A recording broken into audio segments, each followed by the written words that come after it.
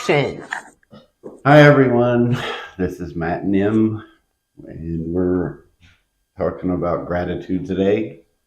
And take We're going to offer you 6 practical tips for using gratitude as a coping skill. It's part of our Ways to Manage Toxic Stress During the Holidays series.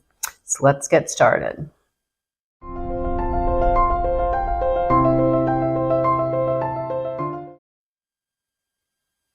Hi, this is Matt and Em. Don't forget to like and subscribe. Don't forget to follow the Facebook page. Today we're talking about gratitude and the way you can utilize that as a very powerful coping skill to manage toxic stress during the holiday season. So if you've been following along for our series on managing toxic stress, we're on number 7 today. We've done boundaries, deep breathing, focus on the positive, Matthew's favorite.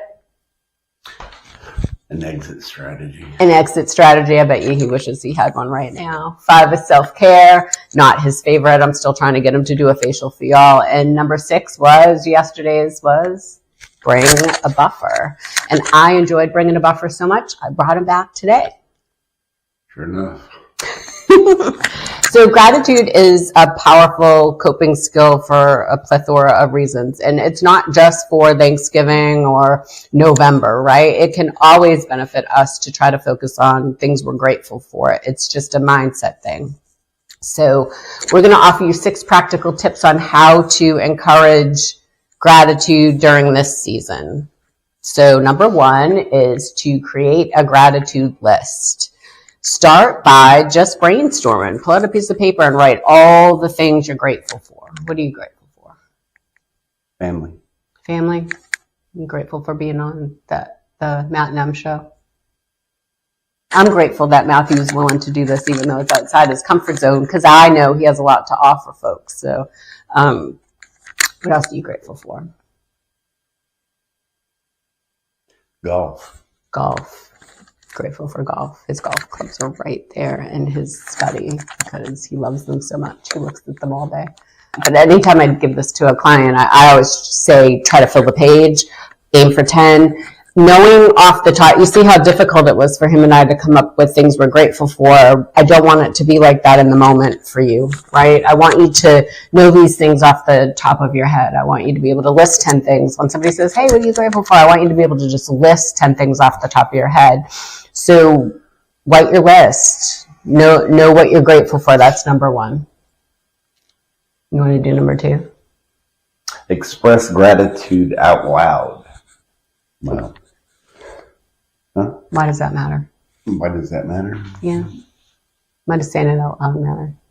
Well, vocalizing feelings, and especially happy ones, make you feel better and make others feel better at the same time. That's great. Also, it triggers something in your brain when your brain hears your own voice. So you saying things out loud, it works on that biofeedback system. That's why when you express it out loud, it makes you feel good, is because your brain hears you and your brain believes you no matter what you say. If you say everything is doom and gloom and life sucks and things are hard, your brain believes you.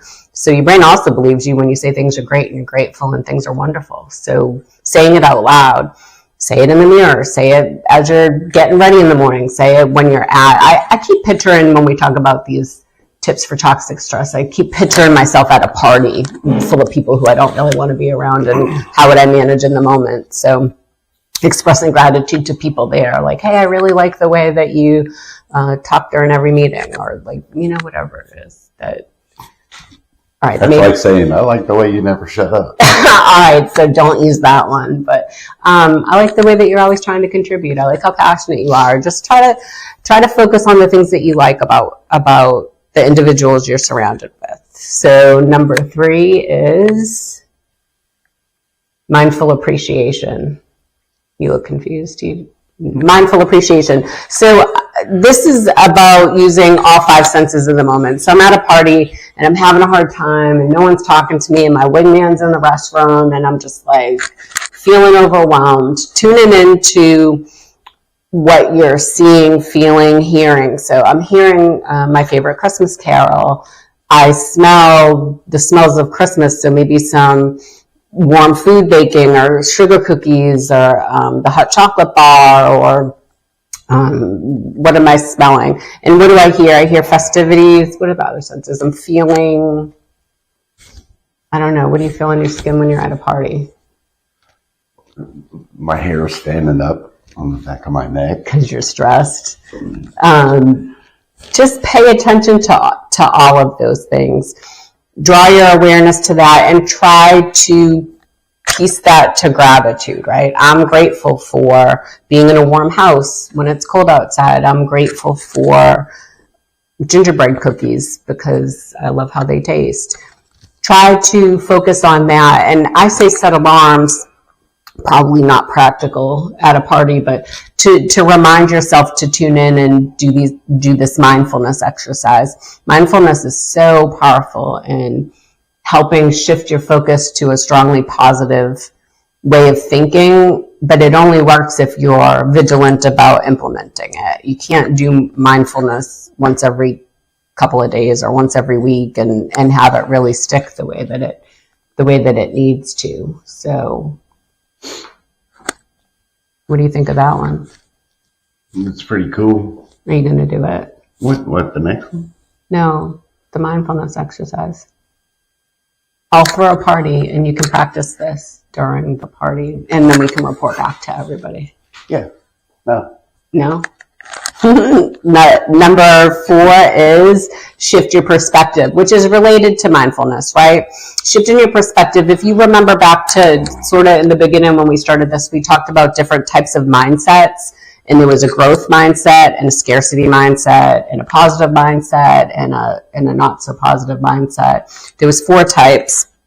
You can go back to that video and review that. But having a positive mindset cultivates safety. If you view the world as being positive and safe and kind and compassionate, you're going to sometimes be wrong, right? Because sometimes people do hurt us or sometimes hard things happen. But if you're wrong in that sense, most of the time you're happy because you're viewing the world as good, as mostly good. If you go around just expecting doom and gloom and bad things to happen, when they happen, it's kind of like, oh, of course it happened. It's kind of confirmation. But all that time in between that you could have been happy or okay, you weren't because you were worried about the inevitable, which is that challenges are going to happen to us in life, right? That never stops. Even after we're healed and we check that box, hard things still happen.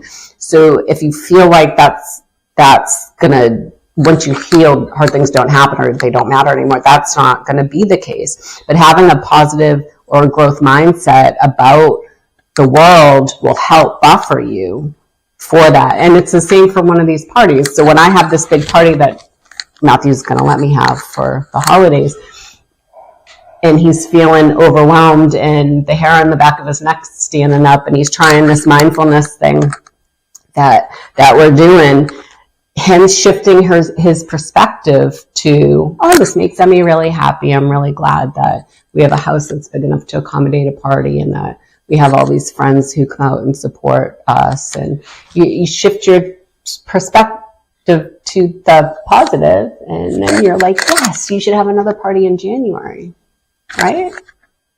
Is that how that works? No. No.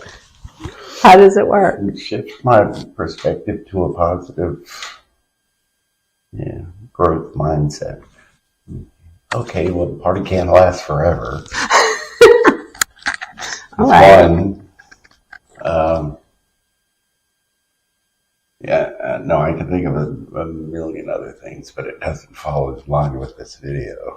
It doesn't, it's not. No. What other ones are you thinking? Because they're probably thinking the same as you. Really, with something like that, I'm not a party goer, so I have to find a way to get through it, and that's really what I do on a moment-to-moment basis. I got to figure out how to get through it. It's just because I'm uncomfortable in groups of people and noise and literally a conversation at a party is a conversation to her. to me, it's just a bunch of chaos because I hear it and see everything else just crazy. So it's hard.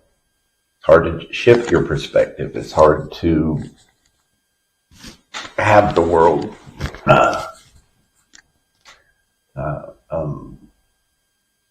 being difficult to you, and to change your perspective to gratitude. So, it works actually when you're able to do it and stop thinking about the negatives, and